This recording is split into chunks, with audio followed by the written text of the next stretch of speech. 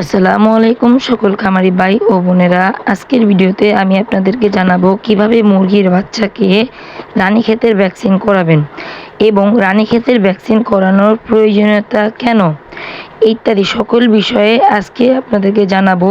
তাই ভিডিওটি না টেনে সম্পূর্ণ দেখার অনুরোধ রইল। আমার হাতে যে ভ্যাকসিনটি দেখতে পাচ্ছেন এটি রানীক্ষেতের BCRDB ভ্যাকসিন। 6 দিন থেকে 7 দিন বয়সী বাচ্চাকে দিতে হয়। এই রানীক্ষেতের ভ্যাকসিনের আরও একটি ভ্যারিয়েন্ট আছে RDB ভ্যাকসিন। দেখতে পাচ্ছেন ডান সাইডে RDB ভ্যাকসিনের ছবি এসেছে। RDB ভ্যাকসিন বড় মুরগিদের দিতে হয়। আপনারা যখন সরকারি ভেটেরিনারি হাসপাতাল থেকে ভ্যাকসিন কিনতে যাবেন, BCRDB ছোট বাচ্চাদের জন্য, RDB বড় মুরগির জন্য অবশ্যই এই দুইটা বিষয় খেয়াল করে তারপরে কিনবেন। প্রথমে আমি একটি পরিষ্কার পাত্রে পানি ফোটাবো। পানিটা আমি টানা 15 মিনিট ফোটাবো। টানা 15 মিনিট পানি ফোটানোর পর পরিষ্কার একটি পাত্রে ঢেলে ঠান্ডা করে নেব। তারপর সেই একই পাত্রে কিছু পানি নিয়ে আমি একটি টিউব ভালো করে ফুটিয়ে নেব। এখন আমি যে জায়গায় ভ্যাকসিন করব সেই জায়গাটার উপর একটি কাগজ বিছিয়ে নিলাম। আপনারা চাইলে খবরের কাগজও ব্যবহার করতে পারেন। এখন যে টিউবটি দেখতে পাচ্ছেন এটি হচ্ছে আমরা সাধারণত নাকে কানে যে ড্রপার ইউজ করি এটা হচ্ছে সেই ড্রপার। আমি এটি পরিষ্কার করে তারপর ভালো করে ফুটিয়ে নিয়েছি। আপনারা চাইলে আমার এই একই পদ্ধতি ব্যবহার করতে পারেন, আর না হলে নতুন কোনো ড্রপার কিনে আনতে পারেন। এখন আমি ভ্যাকসিনের ওপর যে অ্যানোমেলিয়াম ফয়েলটা থাকে সেই ফয়েলটা ছুটিয়ে নেব। তারপর আমার এই ফোটানো ঠান্ডা পানির থেকে 5 ml পানি নেব। 5 ml পানি নিয়ে আমি যে ড্রপারটা ফুটিয়ে নিয়েছিলাম সেই ড্রপারের মধ্যে এই 5 ml পানিটা রেখে দেব। তারপর আমি আবার 1 ml পানি উঠাবো সিরিঞ্জে। এই 1 ml পানিটা আমি এই ভ্যাকসিনের মধ্যে প্রবেশ করাবো। সেখানে রেখেছিলাম আমি 5 ml পানি, আর এখানে আমি 1 ml পানি উঠালাম। এই টোটাল 6 ml পানি দিয়ে আমি ভ্যাকসিনটা প্রস্তুত করব। চলুন এখন আপনাদের দেখাই এই 1 ml পানি যখন আমি ভ্যাকসিনের ভেতর দেব, যদি ভ্যাকসিনটা ভালো থাকে তাহলে ভ্যাকসিনটা অটোমেটিক আমার এই সিরিঞ্জের ভেতর 1 ml পানি ভিতরে টেনে নেবে। দেখতে পাচ্ছেন সাথে সাথে ভিতরে টেনে নিয়ে গেল। এবার আমি ভ্যাকসিনের ভিতরে যে পানিটা প্রবেশ করালাম, ভ্যাকসিনটা আর এই পানিটা ঠিক এভাবে মিশ্রণ করে নেবেন। এখন সেই 5 ml পানির সাথে ভ্যাকসিনের 1 ml পানি মিশিয়ে মোট 6 ml পানি ব্যবহার করে আমি ভ্যাকসিনটা প্রস্তুত করে নিলাম। এবার আমি আমার এই 7 দিন বয়সী বাচ্চাটাকে ভ্যাকসিন করাবো। প্রতি এক চোখে 1 ফোঁটা করে ভ্যাকসিন দেওয়ার নিয়ম।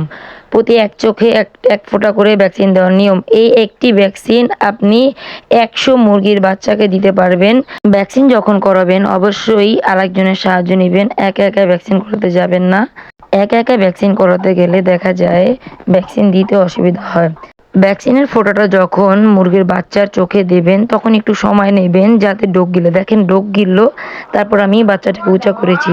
ঠিক সেভাবে আপনারাও একইভাবে যখন ডোক গিলবে তখন বাচ্চাটাকে নাড়াবেন। দেখেন ডোক গিলেছে, তখন ভ্যাকসিনটা ভিতরে প্রবেশ করে। ক্যামেরা অফ রেখে আমি 7 দিন বয়সী বাচ্চাদের ভ্যাকসিন শেষ করেছি। এখন আমি যে বাচ্চাটিকে ভ্যাকসিন দিচ্ছি এই বাচ্চাটির বয়স হচ্ছে 21 দিন। এই বাচ্চাটিকে আমি 7 দিন বয়সের সময় ভ্যাকসিন করেছিলাম। এখন এই বাচ্চাটি 21 দিন বয়সে ভ্যাকসিন করেছি। 21 দিন বয়সী যেহেতু এর ভ্যাকসিন করেছি, এই বাচ্চাটির ভ্যাকসিনের নাম হয়েছে এখন বুস্টার ডোজ। মানে দ্বিতীয়বার একই ডোজ যখন দ্বিতীয়বার দেওয়া হয় তখন সেই ডোজের নাম হয়ে যায় বুস্টার ডোজ।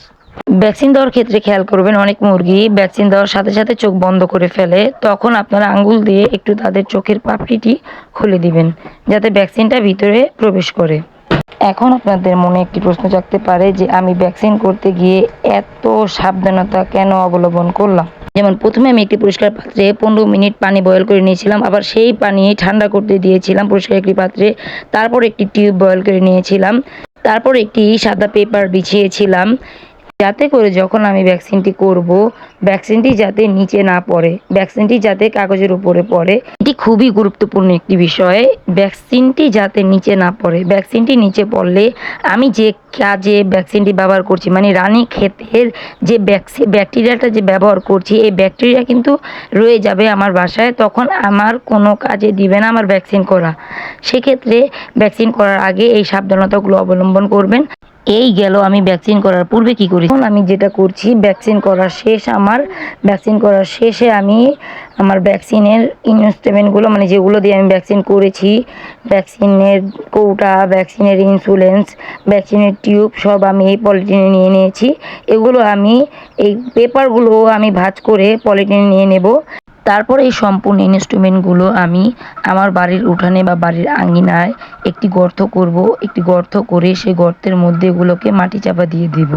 ভ্যাকসিন করার শেষে যে বজ্রগুলো বের হয়েছে, এই বজ্রগুলো যদি আমি মাটি চাপা না দিই, তখন এই ভ্যাকসিনের ভেতর যে ব্যাকটেরিয়া আছে সেই ব্যাকটেরিয়াটি বাতাসের সাথে ছড়িয়ে যাবে। যাতে করে ব্যাকটেরিয়াগুলো বাতাসের সাথে না ছড়াতে পারে, সেই কারণে এই ভ্যাকসিন করার শেষের বজ্রগুলোকে মাটি চাপা দিয়ে রাখা উচিত। ভ্যাকসিন করার নিয়ম হচ্ছে খুব ভোরে আর নয়তো সন্ধ্যার পরে। ঠান্ডা একটা পরিবেশে ভ্যাকসিন করতে হয়, গরম পরিবেশে কখনো ভ্যাকসিন করবেন না। আজকের মতো এই পর্যন্তই। আশা করি ভিডিওটি সবার ভালো লেগেছে। যদি ভালো লেগে থাকে একটি লাইক করবেন, কমেন্ট করবেন। এরকম আরও নতুন নতুন ভিডিও পেতে চ্যানেলটিকে সাবস্ক্রাইব করে রাখবেন, পাশে থাকা বেল আইকনটি প্রেস করে দিবেন যাতে করে নতুন নতুন ভিডিও ছাড়ার সাথে সাথে আপনাদের নোটিফিকেশনে চলে যায়। সবাই ভালো থাকবেন। আসসালামু আলাইকুম ওয়া রাহমাতুল্লাহি ওয়া বারাকাতুহু।